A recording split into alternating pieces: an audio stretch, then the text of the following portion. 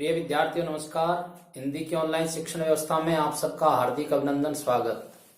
आइए प्रारंभ करते हैं हिंदी का शिक्षण। आज का हमारा प्रकरण है कक्षा 8 पाठ 5 चिट्ठियों की अनूठी दुनिया।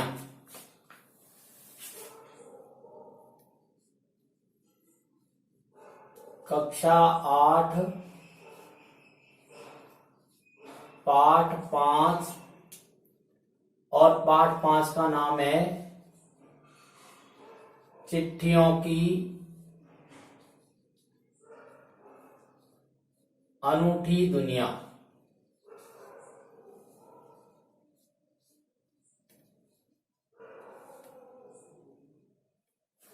इस पाठ के लेखक, जैसा हमको पहले भी ध्यान में आ गया है, इस पाठ के लेखक है अरविंद कुमार सिंह। और अरविंद कुमार सिंह जी ने इस पाठ के माध्यम से पत्रों के महत्व, उसकी उपयोगिता और उनके योगदान का वर्णन किया है। इस पाठ में हम पाठ के शब्दार्थ, पाठ का सारांश पहले पढ़ चुके हैं और एक व्याख्या भी हमने समझ ली है। आज इस प्रकरण में हम इसी पाठ के व्याख्या क्रमांक 2 को समझेंगे।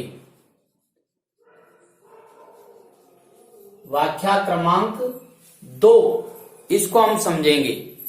तो हमने पहले भी बताया था कि किसी भी पाठ से यदि हमें व्याख्या करनी है तो व्याख्या के 4 चरण होते हैं। उनमें से पहला चरण है जो हमको व्याख्या करनी है उस गद्य या पद्य की पंक्तियां। तो सबसे पहले जिस गद्य या पद्य की हमको व्याख्या करनी है उसकी पंक्तियों को और दर्शाते हैं कि हम किन किन पंक्तियों की व्याख्या करना चाहते हैं। तो प्रारंभ की 3-4 शब्द और फिर उस पद्य के या गद्य के अंतिम 3-4 शब्दों को लिख करके और हम यह दर्शाते हैं कि हम इस पद्यांश की या इस गद्यांश की व्याख्या यहां करना चाहते हैं। तो व्याख्या क्रमांक 2 में हम जिस गद्यांश की व्याख्या करेंगे उसको मैं आपको पढ़ करके सुनाता हूं।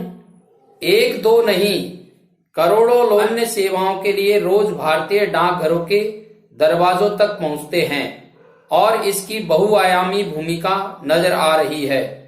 दूर देहात में लाखों गरीब घरों में चूल्हे मनी ऑर्डर अर्थव्यवस्था से ही जलते हैं।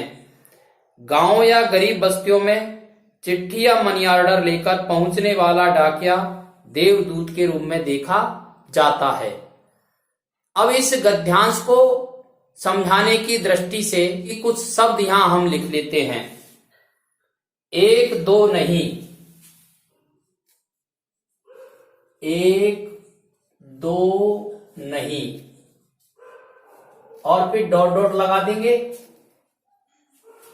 और गद्यांश की अंतिम पंक्ति के कुछ शब्द लिख देंगे।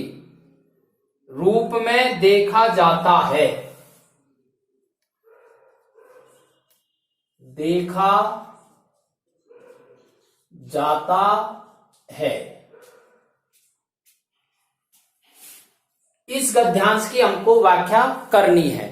तो जिस भी गद्यांश की हमको व्याख्या करनी है या जिस पद्य की हमको व्याख्या करनी है उसको इस तरह से प्रारंभ में दर्शाते हैं।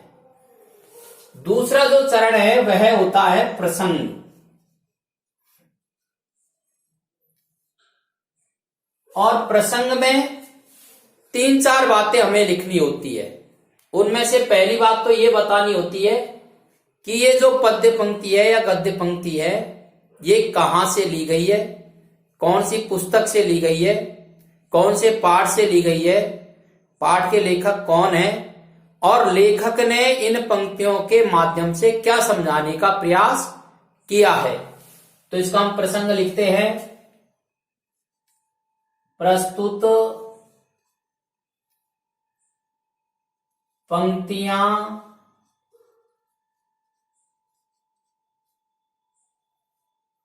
हमारी हिंदी की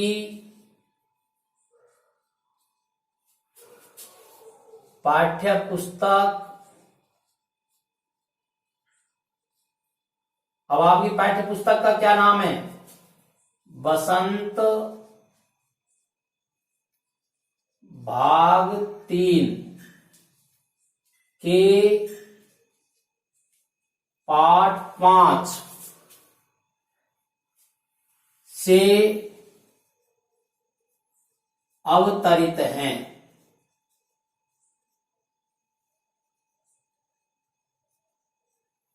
तो यहां पर पुस्तक का नाम आ गया और पाठ का नाम आ गया। पाठ 5 से अवतरित है। पाठ 5 के लेखक अरविंद कुमार सिंह हैं। लेखक का नाम आ गया। इसमें पाठ का नाम भी जोड़ा जा सकता था, चिट्ठियों की अनूठी दुनिया, ये भी जोड़ा जा सकता था। लेखक ने उक्त पंक्तियों के माध्यम से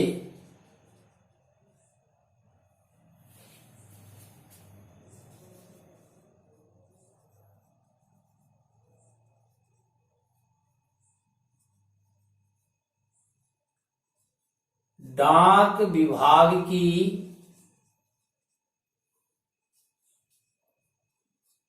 उपयोगिता एवं उसके महत्व के साथ साथ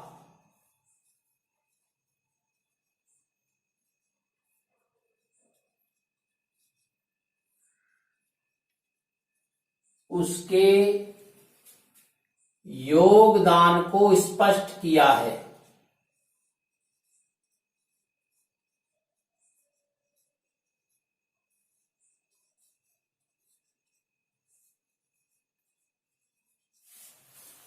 ये इसका प्रसंग हो गया।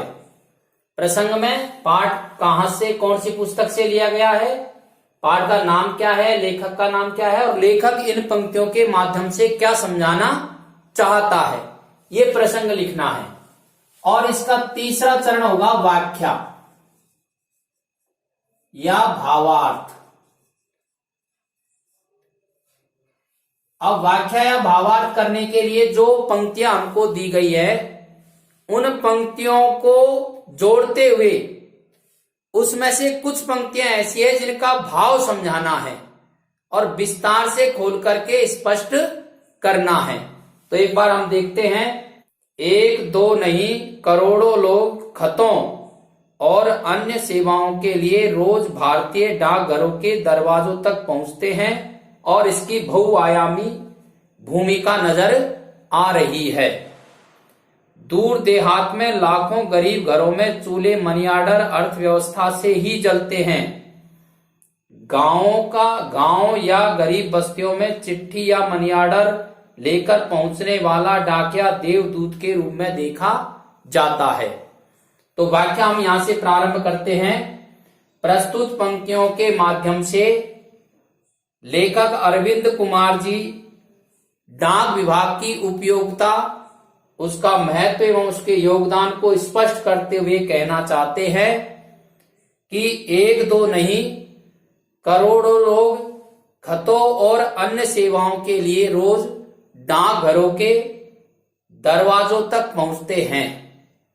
अर्थात या तो लोग अपने खतों को प्राप्त करने के लिए या डाक विभाग के द्वारा अन्य सेवाएं जो चल रही है उन सेवाओं को प्राप्त करने के लिए डाक विभाग तक पहुंचते हैं। कहने का भाव यह है, डाक न केवल पत्र ही पहुंचाने का काम करता है, अपितु डाक विभाग अन्य कई प्रकार की योजनाएं भी चलाता है जिनका लाभ जन साधारण को पहुंचता है। अर्थात डाक विभाग की बहुआयामी भूमिकाएं जन साधारण तक पहुंचती हैं। दूर देहात लाखों गरीब घरों में चूल्हे मनी ऑर्डर अर्थव्यवस्था से ही जलते हैं। डाक विभाग की एक योजना है, या ये कह सकते हैं कि डाक विभाग मनी ऑर्डर के द्वारा लोगों तक धन पहुंचाने का काम भी करता है, जिससे गांवों या गरीब बस्तियों में चिट्ठी या मनी ऑर्डर जिससे गांव या गरीब बस्तियों में लोगों की अर्थव्यवस्था सुदृढ़ होती है और उनके चूल्हे इसी के कारण से जल पाते हैं। गांव या गरीब बस्तियों में चिट्ठी या मनी ऑर्डर लेकर पहुंचने वाला डाकिया देवदूत के रूप में समझा जाता है, क्योंकि गांव या देहात में आज भी संचार के साधनों का उतना विकास नहीं हुआ है जितना होना चाहिए। इस परिस्थिति में केवल डाक विभाग ही उन गांव या देहात में पत्रों को पहुंचा करके संचार साधन का काम करता है। इसके कारण से गांव या देहात में पत्रों को लेकर पहुंचने वाला जो डाकिया है वह देवदूत के समान समझा जाता है। लोग उसका उतना ही सम्मान करते हैं जितना किसी देवदूत का सम्मान होता है। इस प्रकार से लेखक ने इन पंक्तियों में डाक विभाग की उपयोगिता को स्पष्ट किया है। ये अपन व्याख्या लिख सकते हैं। इसका जो चौथा चरण है वह होता है विशेष, और विशेष को भी हम 3-4 बिंदुओं में पूरा कर लेते हैं। उसमें से पहला बिंदु होता है भाषा का, दूसरा बिंदु रहता है शैली, और तीसरा बिंदु रहता है शब्द प्रयोग,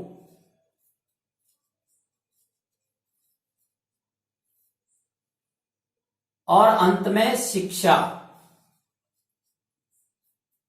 4 बिंदुओं में हम विशेष को समझाते हैं। कुछ पाठ ऐसे होते हैं जिनकी भाषाएं निश्चित होती है, या तो पाठ अवधी भाषा में लिखा होता है, या ब्रज भाषा में लिखा होता है, या फिर राजस्थानी भाषा में लिखा रहता है। लेकिन जिन पाठों की इस तरह से स्पष्ट भाषाएं नहीं होती है, वहां हम ये लिख सकते हैं कि पाठ की भाषा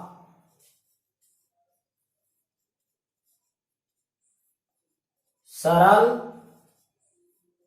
एवं सहज है। शैली में प्रवाहमयी है, अर्थात पाठ जो लिखा गया है वो इस प्रकार से लिखा गया है कि पढ़ने वाला उगता नहीं है और लगातार उसका मन पढ़ने में लगा रहता है। शब्द प्रयोग की दृष्टि से ये जो पंक्तियां हमें दी गई हैं, या जिन पंक्तियों की हमने व्याख्या की है, उनमें से उन शब्दों को छांटना है जिनका व्याकरणिक उपयोग होता है या जिनका हम शब्द विश्लेषण कर सकते हैं। तो यहां पर हमको दिया गया है कुछ शब्द इस प्रकार के, हम इसमें से छांट लेते हैं। जैसे अर्थव्यवस्था,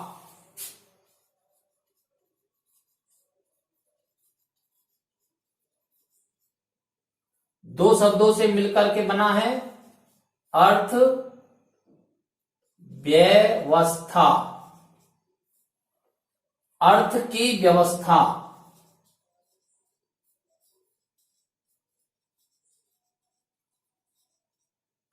तो इसके अंदर तत्पुरुष समास है। इस प्रकार से कुछ शब्दों को विशेष रूप से हम समझाते हैं। और शिक्षा, डाक विभाग की उपयोगिता को समझना। इस प्रकार से इसका हम विशेष लिख सकते हैं। तो ये हमारे इस पाठ की व्याख्या क्रमांक 2 यह आपको समझाई गई है। ऐसे पाठ से कई व्याख्याएं बन सकती हैं। पैटर्न या तरीका सबका समान रहेगा।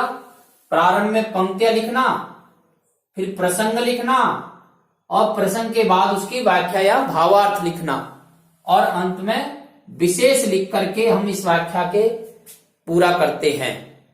समझने की दृष्टि से आप इसका स्क्रीनशॉट ले लीजिए और कम से कम 2 बार इस वीडियो को आप सुने। शिक्षण के वीडियो आपके पास पहुंचते रहें, इसके लिए आप इसे सब्सक्राइब करें। धन्यवाद।